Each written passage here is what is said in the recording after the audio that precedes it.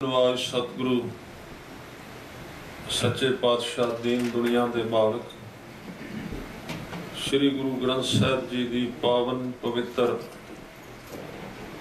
चरण शरण विच सुभाएमान गुरु रूप साध संगत जीओ आप जी बड़ भागी हो। सतगुरां दे चरनां विच पहुँच के गुरु दर ते बैठ के जीवन दीयां खुशियां प्राप्त करन लई यतनशील हो।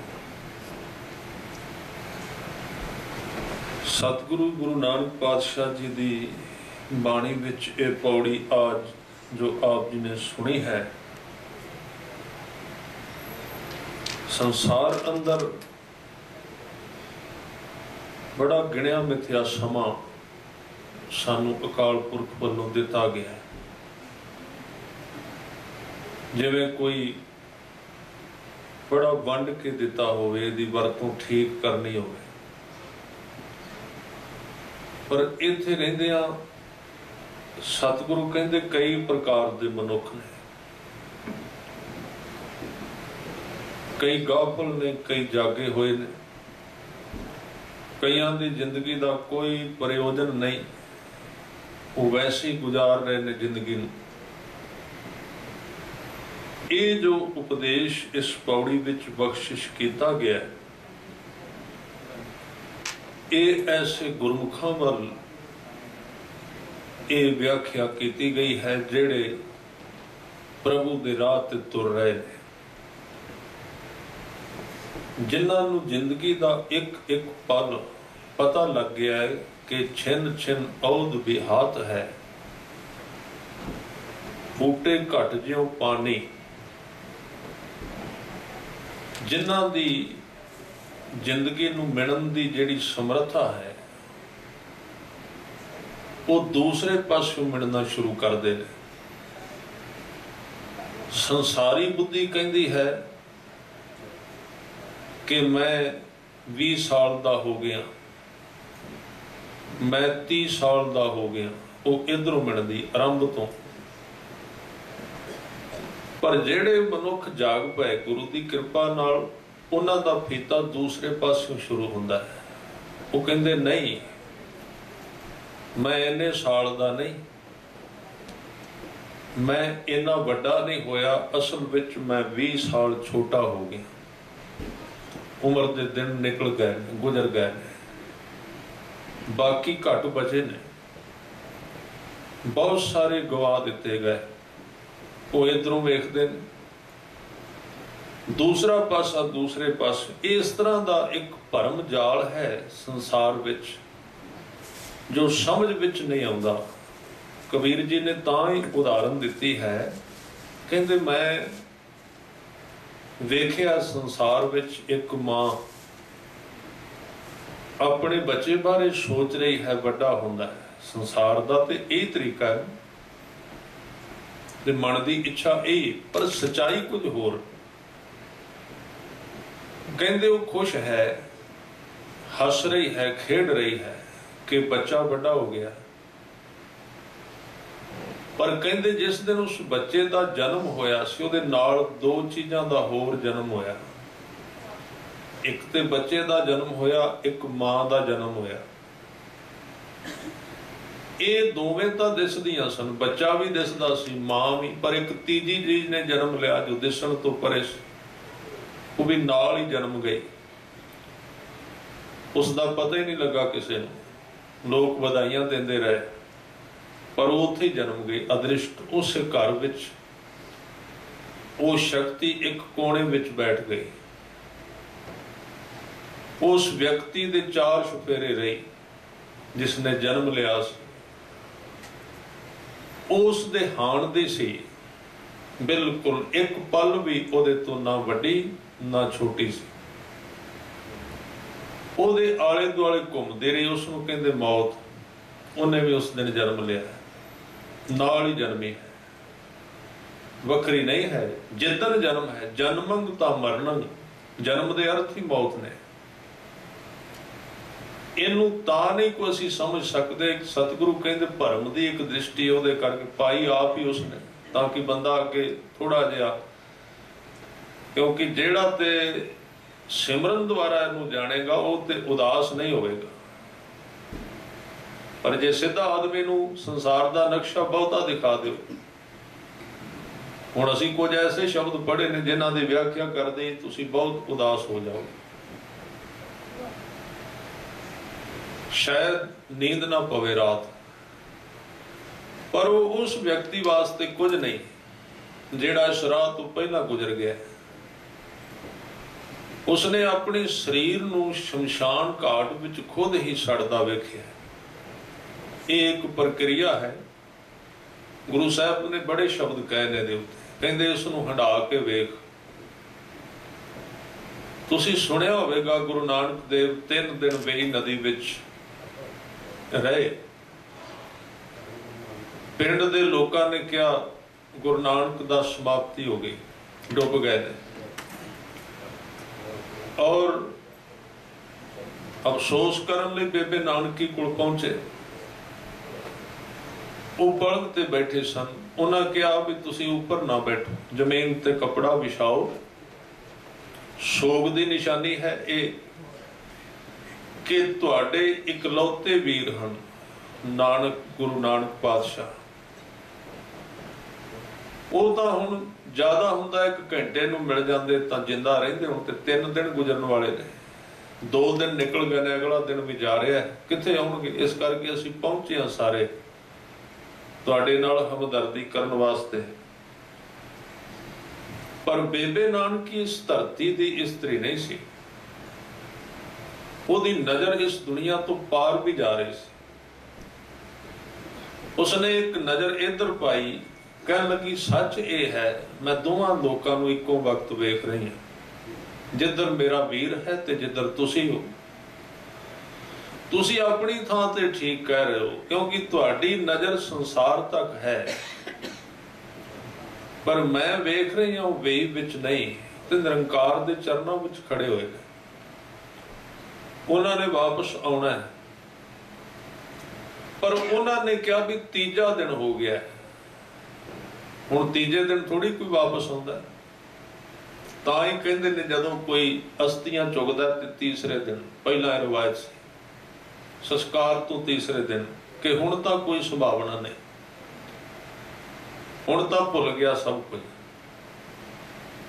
तां ये जिउंदे जी इहनूं कहंदे ने जीवत मरो, मरो पुन जीवो, तां फिर मरण ना होई। लैना है जे जीवन सदा वास्ते जिउणा है, इच्छा ते सारियां दी। कौन व्यक्ति मरना चाहेगा? व्यक्ति ने आप की मरना हो ते दूसरे दा मरना भुलाउंदा है।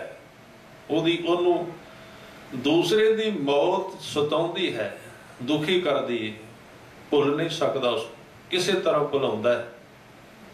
ये नहीं, एक तां खिच हुंदी है, एक को भुलाउंदा भी ये मेरे ते भी आ सकदी जो इहदी हालत है, इसलिए डरदा है। सतगुरु ने कहा ये तां सब रोग है जिंदगी दा, मौत दुख सारियां चीज़ां दी इत्थे दवाई है। धुप लगे तां छतरी लो, ओदा भी साधन है। एसी है, धुप दा इलाज है, ठंड दा इलाज है, हीट दे दो, भुख दा इलाज है, भोजन खाओ हट जाएगी। सारियां चीज़ां दा इत्थे इलाज है, बस इलाज नहीं ते मौत दा ही नहीं है। ये इलाज नहीं अज तक लभा। और मैं बेनती करा, इत्थे तां ही गुरुद्वारे मंदिर ते मस्जिद टिके ने जे मौत सी। जे मौत ना होंदी असीं इन्हां नूं इत्थे टिकन नहीं सी दिंदे। मौत करके आए, बस ये साडे तो हल नहीं होया, मौत का हल नहीं होया, ना होएगा। इस करके मजबूरन विच गुरु नूं लियाउणा पिया है, खुशी नाल नहीं, क्योंकि एक भय है। कुछ लोगों ने तो क्या इस भय नूं भुला दिओ, उन्होंने क्या शराब पीओ ते मौत नूं भुलाओ, नाच देखो ते मौत नूं भुलाओ, क्लब विच जाओ, फिल्म वेखो, सीरियल वेखो, नच गा लो, मौत भुल जाएगी। अखां ते पट्टी बनो, जे बिल्ली खाण वास्ते आएगी तो चूहियां ने उपराला किया अखां ते पट्टी बन दो दिसेगी ना, पर वो ना दिसन नाल कोई फर्क नहीं पैंदा, वो तो आना ही है। ਤਾਂ ਇਹ बहुत सारे चूहे ने संसार विच ਜਿਹੜੇ कुछ शराब पी के पट्टी बनते ने मौत तो बचन लई, कुछ होर मनोरंजन के साधन इकट्ठे कर लेंदे ने, पर ਜਿਹੜੇ ईमानदार ने वो जाग पे, उन्होंने क्या ये कोई साधन ने मौत नूं समाप्त करन दे? ये मूर्खता है, ਇਹਦੇ ਨਾਲ मौत थोड़ी मरेगी। इदां तुसीं होर गहरी मौत विच चले जाओगे, आत्म हत्या कर लोगे। ये कोई हल नहीं जीवन का कि तुसी दुख नूं भुला दिओ, दुख नूं वेखो, भुलाउण नाल वो खत्म नहीं हुंदा। मौत नूं भुलाउण नाल मौत खत्म नहीं हुंदी। सच ते है मौत नूं याद करन नाल मौत खत्म हुंदी है, जिउं-जिउं दी याद गहरी हो जाती। इसलिए कहंदे ने जिंदगी का सब तो वड्डा रोग, गुरु ग्रंथ साहिब ने क्या हंकार है, सिर्फ सब तो बड़ा हंकार रोग हौमै दीर्घ रोग है। जिंदगी का सब तो बड़ा दुख हौमै है, ते इस धरती ते इहदी होर कोई दवाई नहीं। किसे वेद विच इहदा इलाज नहीं है, किसे सिक्ख्या विच किसे कोल इहदा इलाज नहीं। हौमै दी बीमारी नूं खत्म करन दी दवाई होर किते नहीं।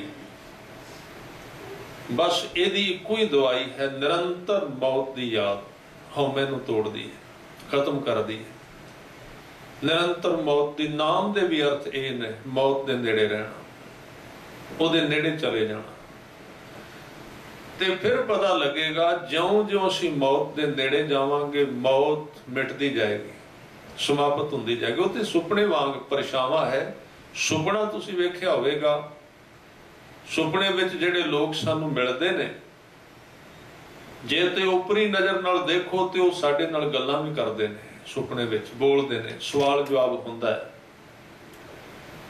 सुपने विच कोई मकान दिसदा है तो बहुत सुंदर, पर तुसीं थोड़ा जिहा ध्यान नाल वेखो, उहनूं नज़र भर के वेखो, नाल ही मिट जाएगा, खत्म हो जाएगा। क्योंकि ध्यान नाल वेखिया सुपना मिटदा है। सुपना आउंदा ही तां बंदा बेध्यान है। ਜਿਹੜੇ ध्यान विच सिमरन विच चलेगा सुपना आउंदा ही नहीं, सुपनिया की समाप्ति हो गई, कोई सुपना नहीं उत्थे, खत्म बिल्कुल। तो सुपने आउंदे बेध्यानी अवस्था विच। ते जदों ध्यान नाल तुसीं वेखोगे, कोई आदमी मिलिया, कई कहंदे ने फलाना मिलिया सुपने विच, फिर मिलदा है, उहनूं ध्यान नाल वेखो, वो नाल ही मिट जाएगा, जिवें परछावां अलोप हो गया, क्योंकि उत्थे है ही नहीं सी। इस तरह मौत भी एक सुपना ही है। जिन्ना चिर इहनूं ध्यान नाल नहीं वेखदे उन्ना चिर दिसदी है, उन्ना चिर नज़र आउंदी है। जदों गुरु ने दिखा दी मौत और क्या, तां ही कलगियां वाले पातशाह ने कहा कि मैं तुहानूं मौत तो पार तां लैके जावांगा, पहलां तुसीं मरन लई राजी हो जाओ। तलवार कढ लई, सिर मंग लए, सिर हाजिर हो गए, कट दिते गए, रौला पै गया। गुरु नूं की हो गया, माता गुजरी कोल मसंद गए, इथों तक सलाह हो गई और यह स्पष्ट कह दिता गया गुरु नूं कुछ हो गया। आपां इन्हां नूं कैद कर लईए। वड्डे साहिबजादे जवान ने बाबा अजीत सिंह, उन्हां नूं गुरु बना दईए। मसंदा ने सोचिया, माता जी नूं क्या भी, ਤਾਂ ਕਿਸੇ ਸਿੱਖ ਨੇ ਆ ਕੇ ਕਲਗੀਆਂ ਵਾਲੇ ਨੂੰ ਕਿਹਾ, ਜਦੋਂ ਸਭ ਹੋ ਗਿਆ ਸੀ, ਅੰਮ੍ਰਿਤ ਤਿਆਰ ਹੋ ਰਿਹਾ ਸੀ, ਮਹਾਰਾਜ ਜੀ ਮਸੰਦ ਕੀ ਕਹਿੰਦੇ ਨੇ? ਕੀ ਕਿਹਾ? ਕਹਿਣ ਲੱਗੇ ਇਹਨਾਂ ਨੇ ਕਿਹਾ ਵੀ ਗੁਰੂ ਗੋਬਿੰਦ ਸਿੰਘ ਨੂੰ ਕੁਝ ਹੋ ਗਿਆ। ਹਜ਼ੂਰ ਕਹਿੰਦੇ ਬਿਲਕੁਲ ਠੀਕ ਕਹਿੰਦੇ, ਗੁਰੂ ਉਹ ਹੀ ਹੁੰਦਾ ਜਿਸ ਨੂੰ ਕੁਝ ਹੋ ਜਾਏ, ਜਿਹਨੂੰ ਕੁਝ ਹੋਵੇ ਨਾ ਉਸ ਤਰ੍ਹਾਂ ਹੀ ਬੈਠਾ ਮੁਰਦੇ ਦੀ ਤਰ੍ਹਾਂ, ਅੰਨ ਪਾਣੀ ਮੁਕਾ ਰਿਹਾ ਧਰਤੀ ਦਾ, ਸਵਾਸ ਲੈ ਰਿਹਾ। ਇਹ ਗੁਰੂ ਥੋੜੀ ਹੈ, बहुत बड़ा इहदा आश्रम है, बड़ी महंगी गड्डी, इहनूं होए ही कख नहीं। जिवें एक संसारी हो गई ये है, संसारी भी रोटियां खा रहा, भी खा रहा, इहदे विच वखरा की होया? ये गुरु किवें है?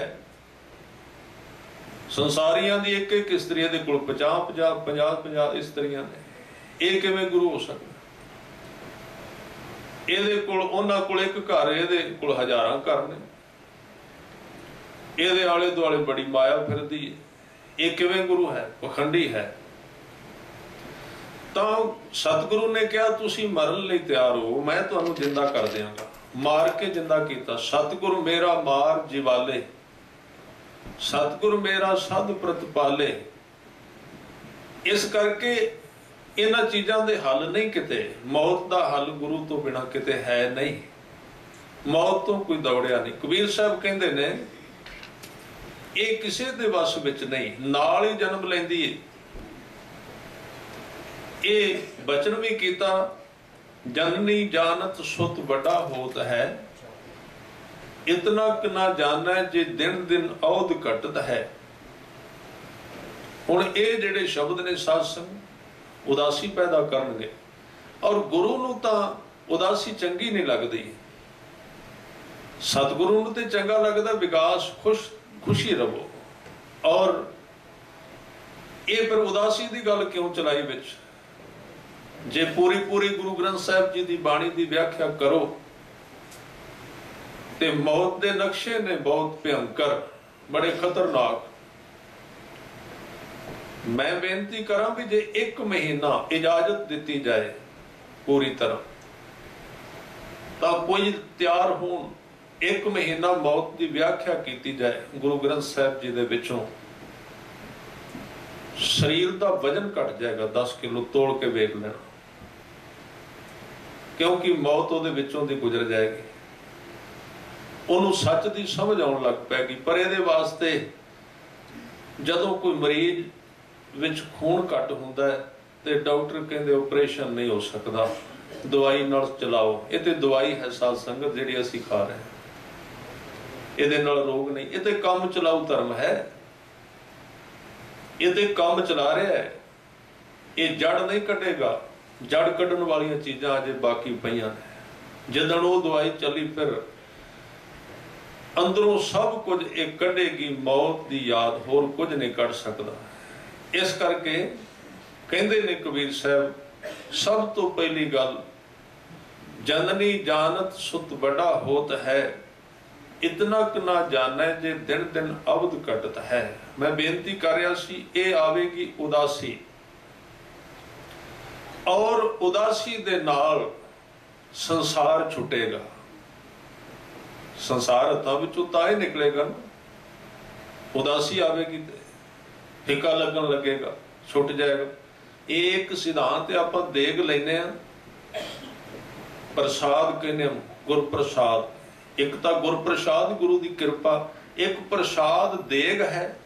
ਵੇਖੋ ਬਾਹਰੀ ਤੌਰ ਤੇ ਦੇਗ ਲੈਣ ਲੱਗਿਆਂ ਵੀ ਇਹ ਸਿਧਾਂਤ ਹੈ।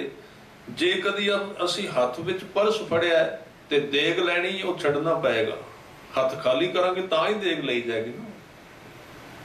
ਇਹ ਬਣਾਏ ਤਾਂ ਵੀ ਤੂੰ ਪ੍ਰਸ਼ਾਦ ਲੈਣਾ ਤੇ ਜੋ ਚੀਜ਼ ਫੜੀ ਜ਼ਮੀਨ ਤੇ ਰੱਖੋ ਪਹਿਲਾਂ, ਫਿਰ ਉਹ ਮਿਲੇਗਾ ਪ੍ਰਸ਼ਾਦ।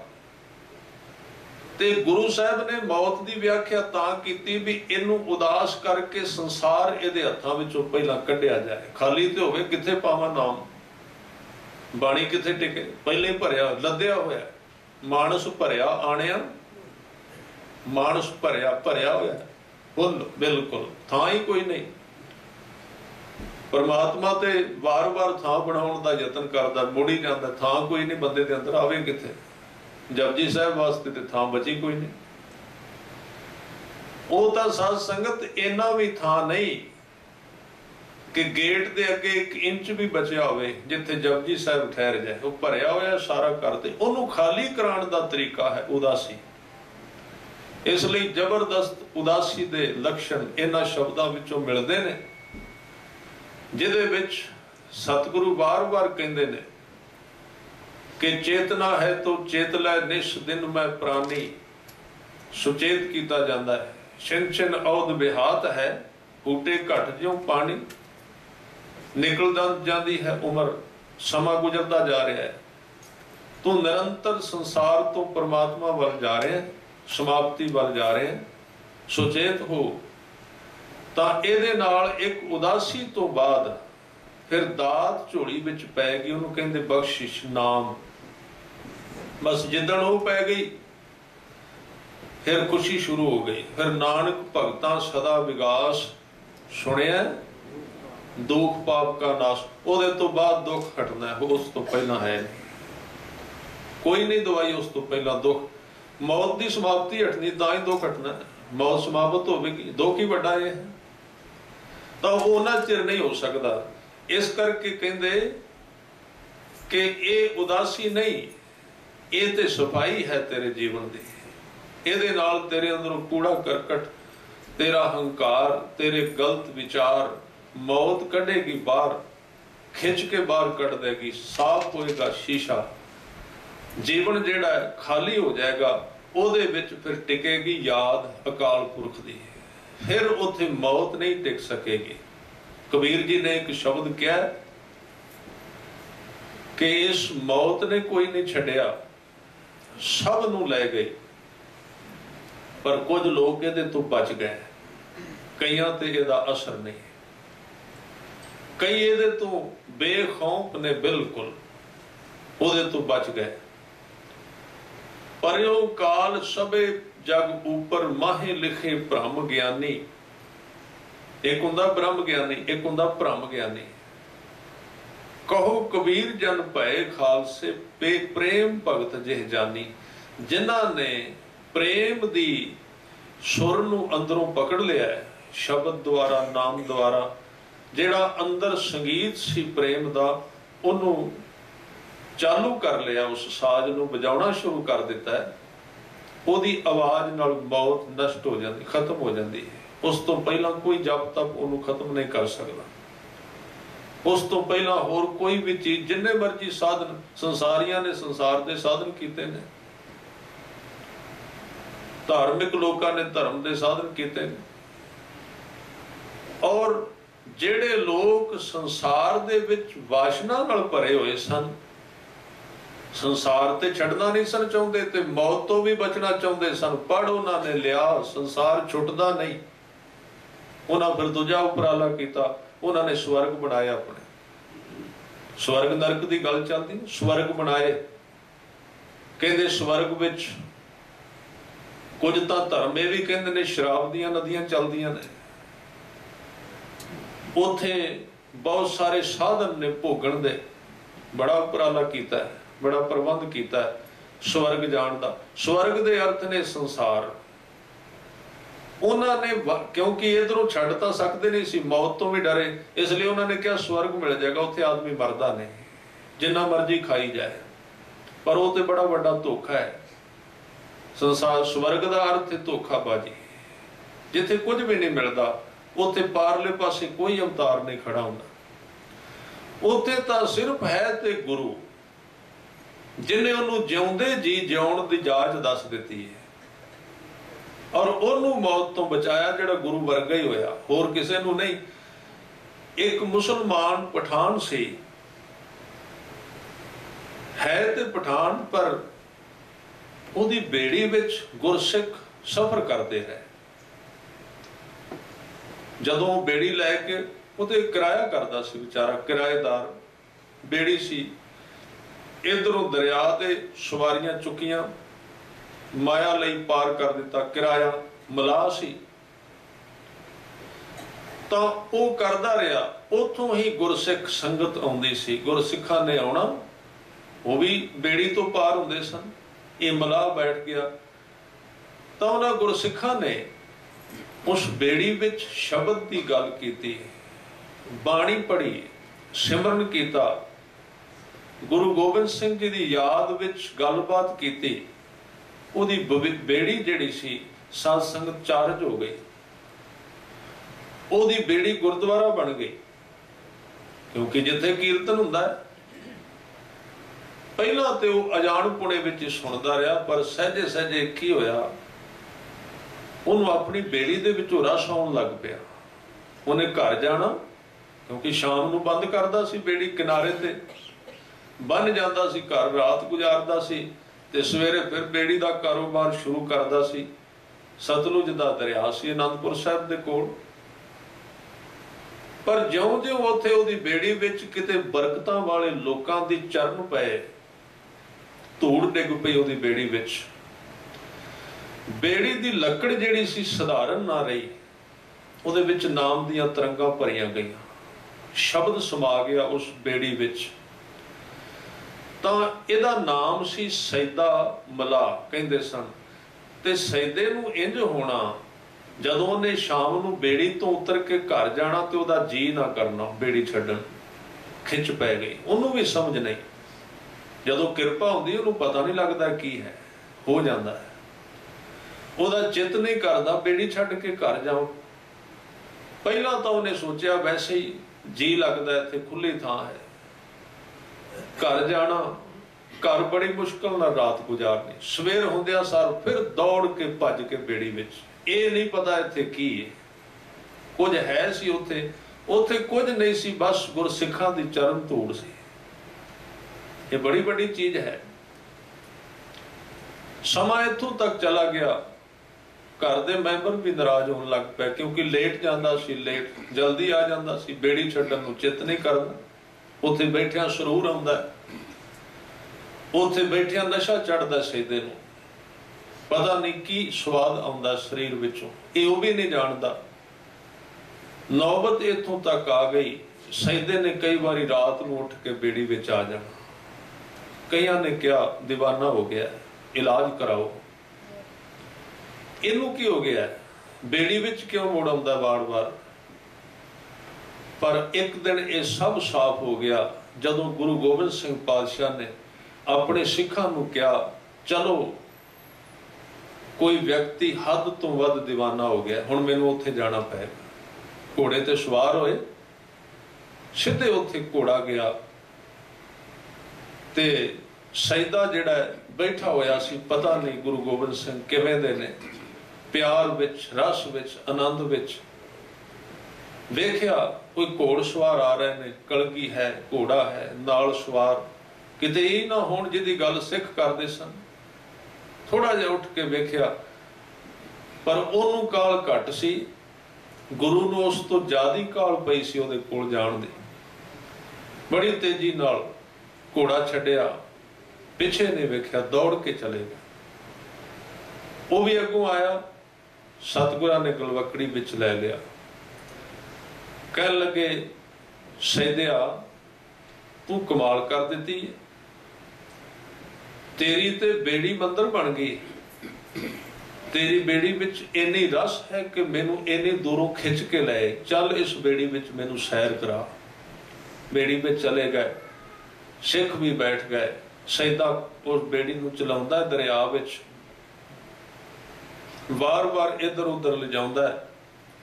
ਤੇ ਸਤਿਗੁਰਾਂ ਨੇ ਕਿਹਾ, ਸੈਦਿਆ ਤੈਨੂੰ ਬੇੜੀ ਚਲਾਉਣ ਦੀ ਜਾਚ ਨਹੀਂ, ਕਿੰਨੇ ਸਾਲਾਂ ਤੋਂ? ਕਹਿਣ ਲੱਗਾ, ਮਹਾਰਾਜ ਜਾਚ ਹੈ। ਕਹਿੰਦੇ ਫਿਰ ਇਹਨੂੰ ਕਿਨਾਰੇ ਤੇ ਲਾ, ਵਾਪਸ ਕਰ, ਤੂੰ ਤੇ ਵਾਰ-ਵਾਰ ਕਦੀ ਇੱਧਰ ਨੂੰ। ਕਹਿਣ ਲੱਗਾ, ਮਹਾਰਾਜ ਇਹ ਜਿਹੜੀ ਜਾਚ ਹੈ ਇਹ ਮੇਰੇ ਵਾਸਤੇ ਖਤਰਨਾਕ ਹੈ, ਬੇੜੀ ਚਲਾਉਣ ਦਾ ਗਿਆਨ। ਇਸ ਲਈ ਜਦੋਂ ਕੋਈ ਪ੍ਰੇਮ ਦੇ ਰਾਹ ਤੇ ਤੁਰਦਾ ਹੈ, ਹਿਸਾਬ ਕਿਤਾਬ ਉਹਦੀ ਜ਼ਿੰਦਗੀ ਦਾ ਕਾਤਲ ਬਣ ਜਾਂਦਾ ਹੈ। ਜੇ ਹਿਸਾਬ ਨੂੰ ਵਹਿੰਦਾ ਤੇ ਫਿਰ ਤੇ ਇਹ ਸੀ ਕਿ ਸਤਿਗੁਰਾਂ ਨੂੰ ਇੱਕ ਗੇੜਾ ਲਵਾਉਂਦਾ ਤੇ ਜਲਦੀ ਨਾਲ ਉਤਾਰ ਦਿੰਦਾ ਕਿ ਹੋਰ ਗਾ ਕੌਣ, ਕਿ ਮਾਇਆ ਹੈ, ਹਿਸਾਬ ਹੈ, ਕਿਤਾਬ ਹੈ। ਪਰ ਪ੍ਰੇਮ ਆ ਗਿਆ, ਸਤਿਗੁਰਾਂ ਨੇ ਕਿਹਾ ਕਿਨਾਰੇ ਕਿਉਂ ਨਹੀਂ ਲਾਉਂਦਾ?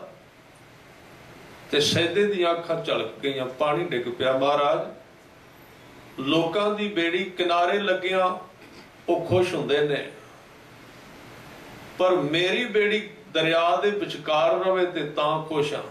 ਲੋਕ ਕਹਿੰਦੇ ਬੇੜੀ ਕਿਨਾਰੇ ਲੱਗੇ, ਮੈਂ ਕਹਿੰਦਾ ਨਾ ਲੱਗੇ। ਇਹ ਕੀ ਗੱਲ? ਕਹਿਣ ਲੱਗੇ ਬੇੜੀ ਕਿਨਾਰੇ ਲੱਗੀ, ਤੁਸੀਂ ਉੱਠ ਕੇ ਚਲੇ ਜਾਣਾ। ਹੁਣ ਤੁਸੀਂ ਚਲੇ ਗਏ, ਸੈਦੇ ਦੀ ਜਿੰਦ ਪਸਤ ਹੋ ਜਾਏਗੀ, ਕਿਵੇਂ ਜੀਵੇਗਾ, ਕਿਵੇਂ ਮੇਰੇ ਸਵਾਸ ਚੱਲਣਗੇ? ਸਤਿਗੁਰਾਂ ਨੇ ਫਿਰ ਉਹਨੂੰ ਬਖਸ਼ਿਸ਼ ਕਰ ਦਿੱਤੀ। ਕਹਿਣ ਲੱਗੇ, ਸੈਦਿਆ ਹੁਣ ਭਾਵੇਂ ਮੈਂ ਤੇਰੀ ਬੇੜੀ ਵਿੱਚ ਹੋਵਾਂ, ਲੋਕਾਂ ਨੂੰ ਨਾ ਦੱਸਾਂ, ਲੋਕ ਨਹੀਂ ਵੇਖ ਸਕਣਗੇ ਵੀ ਗੁਰੂ ਗੋਬਿੰਦ ਸਿੰਘ ਸੈਦੇ ਦੀ ਬੇੜੀ ਵਿੱਚ ਹੈ। ਬਸ ਜਾਂ ਸੈਦੇ ਨੂੰ ਪਤਾ ਹੋਵੇਗਾ ਵੀ ਇੱਥੇ ਗੁਰੂ ਗੋਬਿੰਦ ਸਿੰਘ ਹੈ, ਤੇ ਜਾਂ ਗੁਰੂ ਗੋਬਿੰਦ ਸਿੰਘ ਨੂੰ ਪਤਾ ਹੋਵੇਗਾ ਇੱਥੇ ਸੈਦਾ ਹੈ। ਤੀਸਰੇ ਕੰਨ ਖਬਰ ਨਹੀਂ ਹੋਵੇਗੀ, ਉਹਨੂੰ ਪਤਾ ਹੀ ਨਹੀਂ ਲੱਗੇਗਾ। ਹਮ ਤੁਮ ਬੀਚ ਭਇਓ ਨਹੀਂ ਕੋਈ, तुम्हें सुकंत नार हम सोई, बख्शिश कर दी। जदों बाहर विदा करने वास्ते आया तो हजूर ने जेब विचों 4 मोहरां कढ़ियां देन लगे। सैयदे ने एक शब्द कहा सी, महाराज ये नहीं, ये तो मैं होर भी लोगों तो लै लवांगा, तुहाडे तो ये नहीं लेना। एडे वड्डे आदमी ते एडी छोटी चीज, एडी वड्डी शख्सियत, वेखो किड्डा सियाणा होवेगा। असी तो गुरु कोलों होर की मंगने, टके मंगने, होर की है। असी तो गुरु की गोल की मंगने, सिक्खी थोड़ी मंगी है कदी। उन्हें कहा ते होर भी लै लवांगा, कह लगे नहीं तू किराया लै। उन्हें कहा नहीं महाराज बदली कर लवांगे, इत्थे मैं नहीं कुछ तुहाडे तो लैंदा, क्योंकि साडी जात इको है, तुसी भी मिला ते मैं भी मिला। कह लगे मैं किवें मिला? कहंदे महाराज इस दरिया दा मैं मिला, इहदे तो पार कढण लई मैं काम कीता ते महाराज कृपा करनी। कहंदे ने अगे एक दरिया है, भाव सागर है मौत दा, जिहदे विच सब डुब जांदे ने, खत्म हो जांदे ने। उत्थे कृपा करनी, उत्थे तुसी मिला हो मैनू पार कढ देना। उत्थों गुरु तो बिना और कोई नहीं कढ सकदा। उत्थे मैनू बचा लेना। सतगुरां ने फिर बचन कीता, सैयदिया फिकर ना कर, इत्थे भी तेरे नाल हां, जदों ये छड्ड के आवेगा संसार अगे भी मिलांगा, अगे भी तेनू राह देंगा, थां दे देंगा, रस्ता दिखावांगा। तां मौत दा इलाज गुरु तो बिना किसी को नहीं है, नाम तो बिना किसी को नहीं है, शब्द तो बिना किसी को इलाज नहीं। इस करके अज दी पौड़ी विच बचन कर रहे ने, कहंदे इस धरती ते जिहड़ा सब तो ज्यादा जोर दिता है, गुरु साहब ने धार्मिक पुरुष वास्ते क्या है। इत्थे बड़ियां लहरां ने, तू समा बर्बाद ना करी। इत्थे सियाणे तो सियाणे तेनू मिलणगे, मूर्ख तो मूर्ख मिलणगे। तू सारे संसार नू समझा नहीं सकेगा, बस इनू एक खेड समझ के इस गली विचों अगे निकल जाए, नहीं तो समा बर्बाद हो जाएगा। इस करके क्या मूर्ख है नाल ना लोजीए, मूर्खा नाल बहुता समा बर्बाद ना करी। जिहड़े सुते हुए ने उहदे सुपने विच बड़बड़ा रहे ने, उन्हां दीयां गल्लां दा जवाब की देगा। बड़े लोग आउंदे ने, ना तो उन्हां नूं कह सकने आ भी तुहाडीआं गल्लां दा जवाब असीं नहीं देना, फिर वो कहते ने तुहाडी ड्यूटी लगी है, जवाब क्यों नहीं देंदे, जवाब क्यों नहीं देंदे। फिर वो कहते तुहानूं आउंदा कुछ नहीं, चलो इहदी भी कोई फिक्र नहीं, कह दे कोई आउंदा नहीं। पर यह तो तरस आउंदा है भी गुरु ने जवाब दिता है संसार दा, सानू भी क्या जवाब दिओ। पर मुसीबत यह है जिहड़ा आदमी सवाल कर रहा उस सुपने विच है, ਉਹਦਾ सवाल ठीक नहीं, बड़बड़ा रहा है। सुपने का सवाल किते ठीक हुंदा, अवा तवा बोल रहे, सवाल ही ठीक नहीं। तो तुसी सारे ही शायद पढ़े होवोगे, गणित पढ़े होवोगे, मैथ, जिस मैथ विच क्वेश्चन गलत हो जान, ਉਹਦੇ सवाल कोई ठीक नहीं कर, जवाब नहीं ठीक निकलते, भावें कोई किन्ना भी पढ़िया होवे। तां जिहड़े लोग इत्थे फिरदे ना तुहाडे कोल, जिन्हां दे सवालां दे जवाब नहीं, सुते हुए ने, सौ के जवाब मंग रहे ने, जिदन वो जाग पे उन्हां दे सवालों के जवाब गुरु साहब दे देंगे। इसलिए जागना पहला। तां साहब ने बचन कीते, सबको आख है अपना, जिस ना ही सोच उन कढ़ी है। जदों उहदे दर ते व्यक्ति जांदा है, हर एक अपनी जिंदगी उत्थे कहंदा कि मैं ये हाँ, अपने वालों सफाई पेश करदा है। पर उथे जिस ना ही, जिस दे अंदर उहदी याद नहीं रही, जिउंदियां इत्थे नाम तो खाली रहा, सोच चुन कढ़ी है, उसनूं परमात्मा चुन के वखरा कर दिंदा है भी ये खाली है। जिवें जिमीदार अपनी फसल नूं जदों कटदा है ते उसनूं छानने विचों दी लंघाउंदा है, उहनूं पता है जिहड़े दाणियां विच कोई